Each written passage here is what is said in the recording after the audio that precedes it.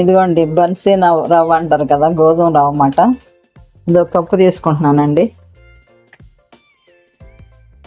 ఒక కప్పు తీసుకుని ఒక ½ అవర్ కొంచెం గోరువెచ్చని నీళ్ళు వేసి నానబెట్టేద్దాం అండి. నానబెట్టి పక్కన పెడదాం, గోరువెచ్చని నీళ్ళు వేద్దాం. ఓకే.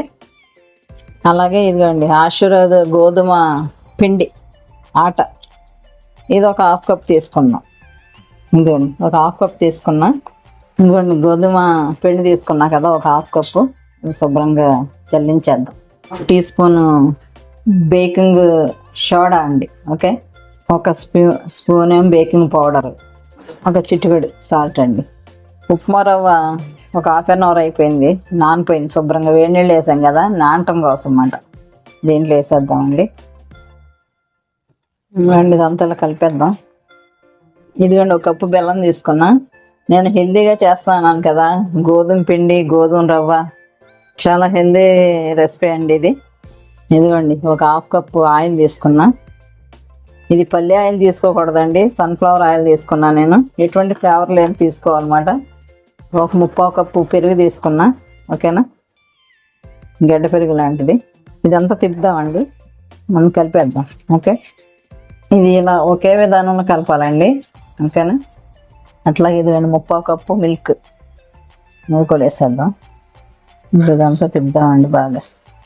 ఇదిగోండి వెనిలా ఎసెన్స్ ఒక 2-3 డ్రాప్స్ వేద్దాం.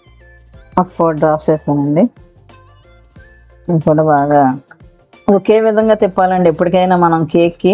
ఓకేనా, వెస్కర్తో అయినా స్పూన్తో అయినా ఇట్లా ఒకే ఇదిలో ఇలా తిప్పాలన్నమాట. అప్పుడు చాలా నీట్గా పర్ఫెక్ట్గా వస్తుంది కేక్. ఇదిగోండి నేను బటర్ పేపర్ తీసుకుంటున్నా, కేక్ బౌల్ అండి ఇది.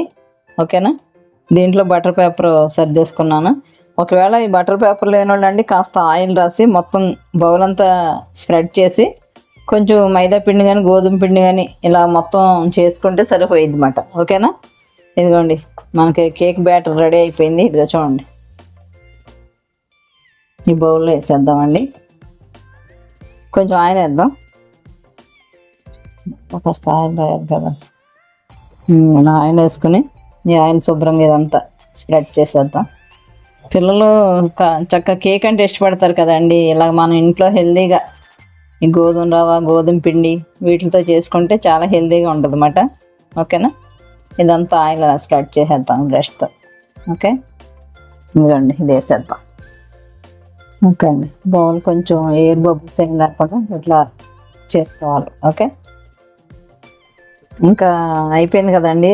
బాదం పప్పులు జీడిపప్పులతో గార్నిష్ చేద్దాం కేక్ అంతా.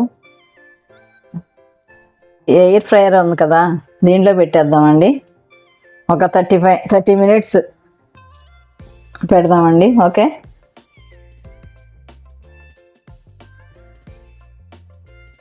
చెప్పు. 180 degreesలో 35 మినిట్స్ కుక్ చేసుకుందామండి. రెండు అయిపోతుంది, తర్వాత మనం చూపిస్తాను మీకు. ఒకవేళ ఎయిర్ ఫ్రైయర్ లేకపోతే అండి మనం ఇడ్లీ డేక్షా కానీ ఏదైనా ఫాన్ కానీ దాంట్లో పెట్టేసుకుని ఒక స్టాండ్ పెట్టి హీట్ చేసుకుని పెట్టేయడమేనండి. ఓకేనా, ఆ విధంగా కూడా మీకు చూపిస్తాను. 30 మినిట్స్ పెట్టాలి అది కూడా అన్నమాట. ఓకే. ఇదిగోండి ఎయిర్ ఫ్రైయర్లో గోధుమ రవ్వ కేక్ పెట్టాం కదా, అయిపోయింది, తీసేద్దాం. అయిపోయినా ఒక 10 మినిట్స్ అట్లాగా హీట్ చల్లారే వరకు ఉంచామండి. ఓకేనా, ఒకటి తీసేద్దాం. ఇదిగండి అంత చక్కగా వచ్చింది చూడండి, చల్లారిపోయింది. పెట్టారు. ఇదిగోండి చక్క గోధుమ రవ్వ కేక్ అండి. అబ్బా ఎంత చక్కగా వచ్చింది చూడండి. అసలే తీసేద్దామే. ఇది కొంచెం నైఫ్తో ఇట్లా చేసుకోవాలండి. ప్లేట్ తీసుకునండి ఇట్లా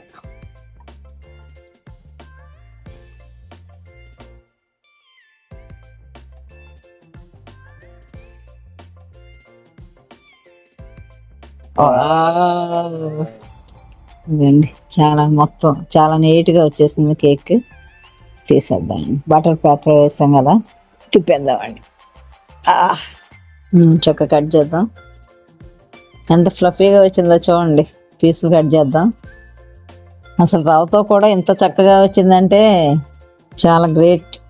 ఇదిగోండి చక్క చూడండి, స్మూత్గా ఉంది, చాలా బాగుంది. చక్క బెల్లం గోధుమ రవ్వతో చేసాం కదా, చూడండి ఎంత చక్కగా ఉందో. అబ్బా, చాలా బాగా వచ్చిందండి.